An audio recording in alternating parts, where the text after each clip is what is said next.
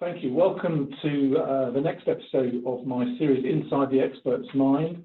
And if you can go to the first slide, please. And just as a real pleasure today, I persuaded my friend Humphrey Cobbold, who's not actually a medic himself, but is very involved in health and fitness, and is the CEO of a very well-known fitness company. And he's agreed to have a chat with us today. So if I can have my next slide, please. So I always start these meetings by reminding myself and everyone else as to the Cleveland Clinic and its values. And we are here to treat patients and fellow caregivers, fellow people who work for the Cleveland Clinic as family, and we treat the Cleveland Clinic as our home. And our values here are quality and safety, teamwork, empathy, inclusion, integrity, and innovation. And I always say that in the 3.5 years that I've been working with the Cleveland Clinic, they really live all of these values, and it's been a real privilege for me to work for the organisation. And the hospital itself is now almost completely, well, it is finished, and the opening date is the 29th of March. I get a real proud feeling whenever I show people around the hospital. Hopefully, I hope to show Humphrey around in the not too distant future. So moving to go back to the first slide, actually, please. Thanks, Judith. So Humphrey, tell me about your early years. How were you brought up? Tell me about yourself. Well, look, I was brought up in Middle England. As I was actually born in Kenya, as it happened. My father was out doing a job out there, so I sort of spent my first 6 months of my life in East Africa and came back when I was very young. Later in life, I had a chance to go back and live in Southern Africa, and I've always felt a strong connection with the African continent, I think, because of that. But I grew up in Middle England in a good family. It wasn't all sort of sweetness and light. My parents got divorced when I was quite young, when I was 7 or 8 years old, and that was a bit disruptive. But there was always plenty of love at home. I was lucky to grow up in a family where education was considered very important. So I got the opportunity to be well educated. I won a scholarship to a school that helped with that. And I always enjoyed the educational side of things. I was a scientist by background, not a medical scientist or more on the physics and chemistry side. Indeed, I wanted to be a nuclear physicist originally. That was my sort of early passion in life. But having got a place at Cambridge University where I went to read sciences, I got seduced into the business world actually on graduating from university and left sciences behind in a formal sense in that regard. But I retain a sort of deep curiosity and fascination about the world of science and the world out there, be it atomic sciences and nuclear physics or the cosmos or indeed the human body. My son, as you know, Richard, is a doctor, so I have a sort of foot in the door, I guess, in that regard. But overall, look, I had a happy and good childhood, and I got a good education, and I regard myself as incredibly fortunate to have had a very good overall start in life. And when you went first out into the real world, having left the ivory towers of Cambridge, where did you start? What did you work for first? Sure. Look, I got recruited into one of the large management consulting firms, a firm called McKinsey & Company, which is one of the bigger ones in the world, and really benefited from a fabulous training in general business. I got to see a lot of businesses, and actually I spent nearly 15 years in total at McKinsey. I left and came back a couple of times. I went off to do an MBA at one time. I went out to run a part of a company for a couple of years and then returned to McKinsey afterwards. McKinsey was quite flexible in that way. So I got to see a fair amount of variety. That was a great learning experience for me. I've always enjoyed a variety of experiences. I got to go to South Africa with McKinsey. As I mentioned, I went back to Africa and helped set up McKinsey's practice there just after the first democratic elections in 1995. It was an extraordinary time to go out there, and a real life-changing experience and learning experience. So I benefited in my early career from lots of variety as an advisor to businesses, and that turned out to be a good start to a working life. So I've got two questions coming on from that. So what made you, because you could have stayed in management consultancy, and I'm sure you would have been CEO of McKinsey or some equivalent company had you done that. What made you want to break out on your own And my second question to you is what attracted you into the health and fitness world? What was it? Why did you see an opening there? Yeah. Well, look at these things are rarely linear, but I had this sense through my time as a consultant that I was always promising myself I'd go and run a business sometime, and the risk is if you don't do something about it, you can be promising yourself that for the rest of your life, and suddenly you wake up and it doesn't happen. And actually, 2 or 3 managers and leaders I was working with at around the same time was that when I was in my mid to late 30s, said to me, Humphrey, you're a good consultant, good management consultant, but you feel much more like one of us. You should be on the other side of the table. And when 2 or 3 people encourage you in that direction, people you respect and have time for and you listen to, and these were senior executives, I realized that if I didn't get on and do this sooner rather than later, time and the opportunity was going to pass me by. And actually left consulting and went into the newspaper industry to begin with, because that was a client I was working with at the time in the UK, and I had a very interesting time doing that. And then there were a couple of other jobs, one in investment that came along before I ended up in the sort of sports and activity industry, actually a cycling goods retailer in the e-commerce arena that really marked my sort of transition, I guess, from doing jobs that I enjoyed but I wasn't necessarily particularly passionate about, to discovering that if I worked in something that not only intrigued me and was curious for me in a business sense, an opportunity, but also sort of met an internal need, and that was for me activity, sports and well-being had become very important at that stage in my life. So that marriage of those 2 things was a pretty unique combination and opportunity. And my understanding is that in your current role, it wasn't something you actually set up yourself, but you joined and have massively transformed. Did you find them, or did they find you? Well, interesting, in both the businesses that I've had the privilege of being, and it really, I don't use that word lightly, it really has been a privilege to lead a business and to lead, most importantly, a team of people, hundreds, or in this case, even I lead about 7,000 people in my organization now. In both of those cases, I was found rather than I was specifically looking for them. In the first case, the first business I ran, happenstance, there was an ad in the Sunday Times. And I sort of thought, that looks kind of interesting. I had a bit of time on my hands. I knew I was going to be leaving the job I was going to be doing, and I managed to convince them that I had some of the skills they were looking for, and they gave me a shot at running it. And the second one, the gym and fitness company I work for now, I'd actually left the first organization, and I was looking around what I was going to do next, and I had a call out of the blue, interestingly, prompted by one of the executives I'd worked with 15 years beforehand, who I'd stayed in touch with, and he had said to the search firm looking for a new chief executive for the business I work for now, said he thought I'd be a very interesting candidate. He was involved with the business, and that sort of stimulated the call to me, and the rest, as they say, is history. So I joined a small business that was developing at that time, but we've grown the business pretty significantly since I joined. I think I've had the vision to see what it could become, even though it had quite sort of small beginnings in that regard. And what would you say, what aspect of what you did are you most proud of? Is there something where you look back and say, that was truly a real achievement?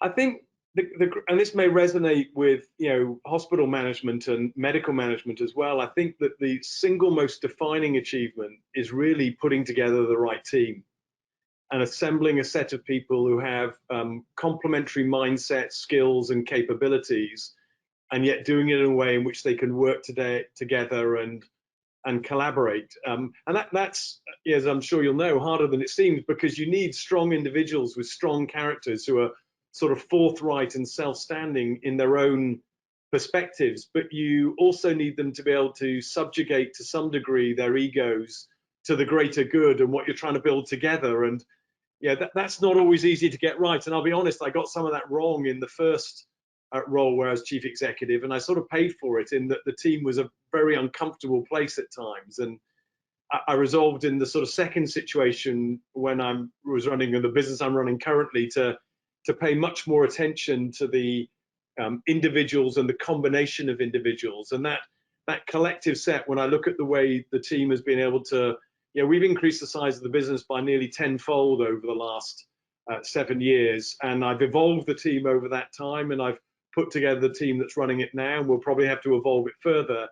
But to be able to do that in a way that's generally been a very collaborative and pleasant experience with very little destructive conflict. I like conflict. I like constructive conflict where people challenge one another in the right way, but we've all been in situations where that conflict becomes destructive to a team and what you're trying to achieve together, and that's very difficult to manage. So that sense of coherency in the team of individuals, but a kind of greater goal that we pursue together, I think that's the single most important achievement that I'm most proud of. I think that would resonate massively with my colleagues here in the leadership team at Cleveland Clinic London. I mean, as you say, you don't want a load of people to just say yes. You want people who are willing to challenge each other and challenge you in order to move forwards. But they have to do it in a sort of polite and reasonable way, such that other voices can be heard. Yeah, and I think, look, you mentioned values in the introduction. I think the values that you have that underpin a spirit of collective activity and action, of collaboration, and a focus on a common set of principles in that regard is very important. It's important as an organization forms as you are currently, and it's very important as an organization grows. I mean, I took over an organization that had employees of about 350 people when I joined, and we're now 7,000 because we've changed the model and we employ people in a different way as well. But keeping the key cultural values and sense of togetherness in shape as one goes through that sort of growth is enormously challenging. And you have to remember, you have to keep on reiterating things. You think you've said it a lot as a leader sometimes, but actually you need to say it about 10 times as much as you think you've got to say, and you've got to live those values and demonstrate them in the way that you interact with people all the time. Those soft elements of leadership are incredibly important. Yeah, that again, all that resonates greatly. Thank you. Now, you were in the fortunate or unfortunate position. I remember vividly when COVID broke and the world was shut down and the UK was shut down, seeing you on various television programs as the voice of the fitness industry, which of course was one of the first things to close because of the risk of transmission of the virus in that setting. So I just want to ask you how you felt at that time, and is there anything that you learned from that? And finally, how did you survive having to be closed for all that time, Humphrey? Well, to use a medical term, how did it feel? I felt, the night Boris announced everything, somewhat eviscerated. Because this was a business we'd built up over 10 years and we had to close it down in 10 hours. We went from having literally overnight an extremely successful, profitable, well-run business to a business the next morning with zero revenue coming in and having no clue what we're going to do next. So I'd never mentally prepared for anything of that sort of nature, and it was a pretty shocking experience, to be honest. That's where we started from. Quite early on in the pandemic, I realized that there was we faced, everybody was closed in lots of sectors, but we faced a particular problem that there was, a misunderstanding about gyms and fitness and, the role that they played for people. And it was clear to me that we needed to communicate and interact much more effectively with government and with people in general, the broader population we had in the past. And I guess I've never been one for stepping backward when the need to step forward comes up. And I felt I had the experience in the industry after 5 years, and perhaps the mindset and the communication skills that I felt I could do that job reasonably well. And there was a void in the industry, and so I stepped into it. And so, as you rightly say, I appeared on Question Time twice and probably about 30 or 40 different news shows, the Radio 4 Today program on a dozen times through the pandemic, making the case for what we were doing as an industry to reduce to the extent possible of any risk of transmission when we were allowed to reopen. And I made a particular focus on building the data and analysis that showed that once we were reopened, that the the approaches that we had put in place for cleanliness and crucially ventilation were highly effective. So all the pieces we need to do then, you need data to evidence it to medical professionals. I toured Jonathan Van Tam, the Deputy Chief Medical Officer, around our sites and explained what we did. We really reached out. There was lots more that went on behind the scenes that was probably more important than what you saw in front of the television cameras, but that was an important part of the mix. And we had to maintain that agenda. I actually felt a bit disappointed overall that more business people didn't stand up and make cases to government in a constructive way. We all knew that. I remember talking with you, Richard, about the work you were doing back in wards and turning people in ICU beds, and we were facing a terribly difficult time as a country at that time. We all recognised that, but we also knew that we provided an important service to people. 11 million people use gyms and fitness centres in the UK. They're a really important part of people's physical and mental well-being, and we wanted to get back to that, not just for commercial reasons, but we're genuinely, although that's important, we're genuinely a purpose-driven organisation. We believe we provide an important service to people. We had to get that across.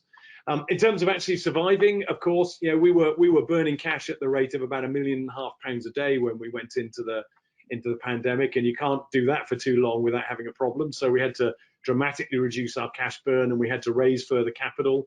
We were incredibly well supported by our investors. We benefited from some of the government support, of course, but the key steps were getting cash burn down and raising further capital so that we could see ourselves through to the other side of the pandemic. In total, we raised over 400 million throughout the pandemic time and increased our credit line significantly. And luckily, we restart now. I hope we're beginning to look at the pandemic in the rear view mirror with a relatively strong balance sheet and with the resources that we need in order to continue a program of growth and development and serving the people of this country and the other countries where we operate. But it's been quite a journey, quite a couple of years of that. You can be absolutely sure. No, I'm incredibly impressed with the way that you managed to go through it, and hopefully, as you say, look at it in the rear view mirror. Just turning, you're a very accomplished leader. I ask everyone that I interview this question: do you think that leadership skills can be taught, or is it something that you're born with? In all honesty, I think it's a bit of both. There's no doubt at all that you can learn key elements of leadership capability, and there are some rules and regs and some rights and wrongs and some things that you learn to do and to not do. And I've learned plenty of those, both of those, things that work for me and things that don't. And I benefited from some good mentorship and some good guidance and some good coaching at times. So everybody can become a better leader of that. I've got no doubt whatsoever. And I'm sure pretty much everybody can reach a reasonable degree of competence. That said, I think there are some innate characteristics. In general, you've got to like people and want to spend time with them and like interfacing with them. It's a sort of leadership at one level is a hand-to-hand combat sort of sport. It's about engagement. It's about demonstrating that you really care, that you're authentic and in caring about people. And doctors and medical practitioners vary as well, but generally are people who care about people, and patients understand that and so trust their doctors. Leadership in a business setting is not that different. People want to feel that you're authentic in what you're saying you're going to do and that you care about them as individuals. And it's, people are too smart. It's hard to fake that sort of stuff. People soon find you're out if you're not authentic in what you're trying to do. And so that authenticity and that character of caring, I think, is something that is a somewhat more innate characteristic and harder to manufacture, if you like. But we all have degrees of that, and they can all be enhanced by good training, coaching, and crucially, a fair degree of self-reflection. One of the most important characteristics of good, authentic leaders is they have a degree of self-reflection to be able to a degree, control and audit themselves in terms of what they're doing and being aware of what's going on in the room around them. I think that's one of the things I note distinguishes people who do a better job in leadership than some others. And so, taking that just a bit further, what advice would you give to some aspiring individual who's coming out of either school or university who's done reasonably well academically and looks at you and says, I want to be like that. What advice would you give somebody who's keen on working their way up to a very senior leadership position? Sure. I mean, it's a tricky question because there are so many flavors of that. But the sort of advice I typically give younger people starting off in their careers or progressing through careers is a couple of points. Don't be too impatient. You learn a lot by over time absorbing a series of different experiences.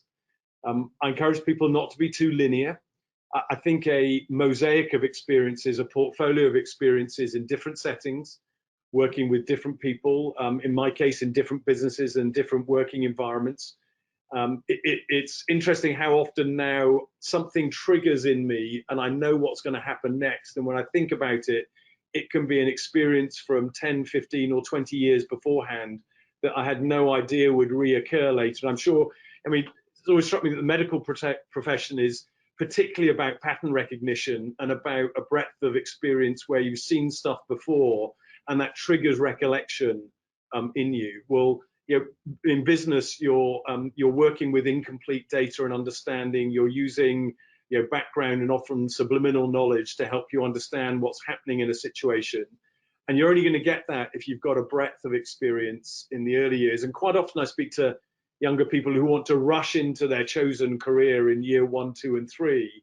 And I often say to them, well, give yourself a bit more time, get a breadth of experience, build your qualification set, and move in that direction over time. As you build your experience, that'll make you more valuable when you get to where you really want to be. And who knows, along the way, you may find a different discipline or a different area that actually suits you better and you really enjoy. That's one of the joys of life, is it isn't predetermined. And if you give yourself a bit of breadth early on, then you may just surprise yourself with where you end up. So those are the sort of bits of guidance I'd give to people. That breadth of foundation is really important. We're not in a linear world anymore. The days when when my father started his career, he expected to work in business 2, maybe 3 companies in his whole life, and lots of people work for one. And that's just gone. And an assemblage of experiences is what makes you robust and resilient for the future. And that's for leadership. I think that's particularly important in a very rapidly changing and highly adaptive world. I mean, nowhere more than what we've seen currently and in the past couple of years is adaptation more important. And you build that through resilience and early strength, I think. Thank you. I think that's a very sage advice, and indeed in the medical profession, one sets out to do one aspect and then often ends up discovering some other avenue that tickles one's interest. You'll be pleased. So I've got one last question for you, and I'm really grateful for your time, Humphrey. That's okay. Just say through the result of some amazing piece of Cleveland Clinic technology, you were able to come back in 100 years' time. What would you like to see in terms of the health and fitness industry, and what you had left behind? What would you be looking for? Well, look, what we really try and do is, by operating at the sort of low cost end of the market, the sort of affordable end, we've opened up availability and accessibility and affordability, and that's pretty fundamental to a much larger audience for activity of a particular type. And I'm not gym facility obsessed. I think they work well. I like them. Lots of people do. Lots of people would rather go for a run in the park. And as you know, Richard, I love riding my bike, nothing more than that. And ask me if there's a nice sunny day, will you find me in the gym or out on my bike on the hills around South Oxfordshire, always on the hills of South Oxfordshire. But I hope that as we progress further as humanity, that we get better at understanding how we can take care of our own physical and mental well-being. And that's not for a moment to do doctors and the medical profession out of a job or anything, but I do think we're remarkably laissez-faire when we think about it, but how much abuse we're prepared to hand our bodies and our physical and mental well-being, whereas for a relatively small investment of time and effort, we can take better care of in ourselves. And if we can learn those lessons so that 40, 50, 70, 80% of people are doing regular activity and engagement rather than the figures now, which I think are more in the 20, 30%. I actually think, medics will be freed up to work on ailments that are not sort of situational or lifestyle related, which will be better for the medical profession. And I think the human race will be in a better position and able to live longer and happier lives. I think if over the next 100 years we can crack, and I hope it takes less than 100 years, we can crack that code of self-preservation and self-investment in a sensible way, not in a kind of crazy kind of messianic kind of way, but in a sensible way of just taking better care of ourselves. I think that'd be a great outcome for the next 100 years. We'll all be in a better place if that's the case. Great, Humphrey. I'm truly grateful to you for your time. That was a very inspirational session, and thank you again.